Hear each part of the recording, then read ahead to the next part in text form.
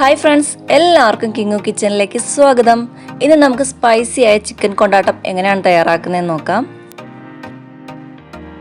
ഞാനിവിടെ 3/4 കിലോളം ചിക്കനിലേക്ക് 1 സ്പൂൺ മുളക് പൊടി ചേർത്ത് കൊടുക്കുന്നുണ്ട്, 1 സ്പൂൺ മല്ലിപ്പൊടി ചേർത്ത് കൊടുക്കുന്നുണ്ട്, 1/2 സ്പൂൺ മഞ്ഞൾപ്പൊടിയും ചേർത്ത് കൊടുക്കുന്നുണ്ട്. കൂടാതെ ഇതിലേക്ക് 3/4 സ്പൂണോളം കുരുമുളക് പൊടിയും 1 സ്പൂൺ പെരിഞ്ജീരകപ്പൊടിയും ആവശ്യത്തിനുള്ള ഉപ്പും കൂടി ചേർത്ത് കൊടുക്കുന്നുണ്ട്. ഇനി ഇതിലേക്ക് ഞാൻ 1 സ്പൂൺ കോൺഫ്ലോർ ആണ് ചേർത്ത് കൊടുക്കുന്നത്. കോൺഫ്ലോർ ഇല്ലാന്നുണ്ടെങ്കിൽ അരിപ്പൊടി ചേർത്താലും മതി. 1 സ്പൂൺ ഇഞ്ചി വെളുത്തുള്ളി പേസ്റ്റും കൂടി ചേർത്ത് കൊടുക്കുന്നുണ്ട്.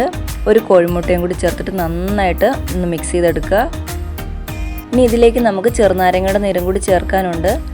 നാരങ്ങ നീരും കൂടി ചേർത്തിട്ട് നന്നായിട്ടൊന്ന് മിക്സ് ചെയ്തെടുക്കുക. ഇങ്ങനെ മിക്സ് ചെയ്ത ചിക്കൻ നമുക്ക് അരമണിക്കൂറെങ്കിലും റെസ്റ്റ് ചെയ്യാൻ വയ്ക്കാം. അതിനുശേഷം വറുത്ത് കോരിയെടുക്കാം. ഇപ്പോൾ നമ്മുടെ ചിക്കനൊക്കെ വറുത്ത് കോരാൻ പോവുകയാണ്.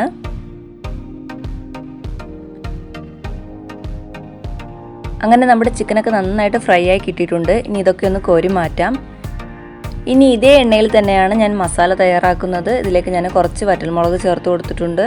അതിലേക്ക് ചതച്ച ഇഞ്ചി വെളുത്തുള്ളിയാണ് ചേർത്ത് കൊടുക്കുന്നത്. അതും കൂടി ചേർത്തിട്ട് കുറച്ച് കറിവേപ്പിലയും കൂടി ചേർത്ത് നന്നായിട്ടൊന്ന് മിക്സ് ചെയ്തെടുക്കുക.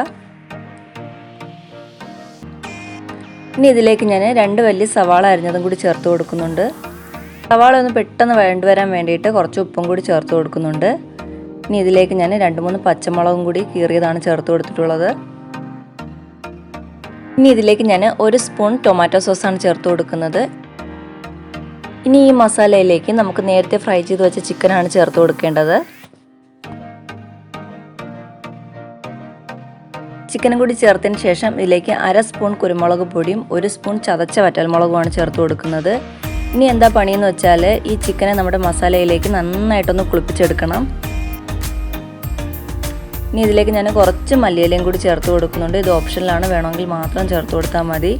അപ്പോൾ ഇത്രയേ ഉള്ളൂ, നമ്മുടെ ചിക്കൻ കൊണ്ടാട്ടം ഇവിടെ റെഡിയായി കിട്ടിയിട്ടുണ്ട്. അപ്പോൾ എല്ലാവരും ഒന്ന് ട്രൈ ചെയ്ത് നോക്കുക. മറ്റൊരു വീഡിയോയുമായി വീണ്ടും കാണാം.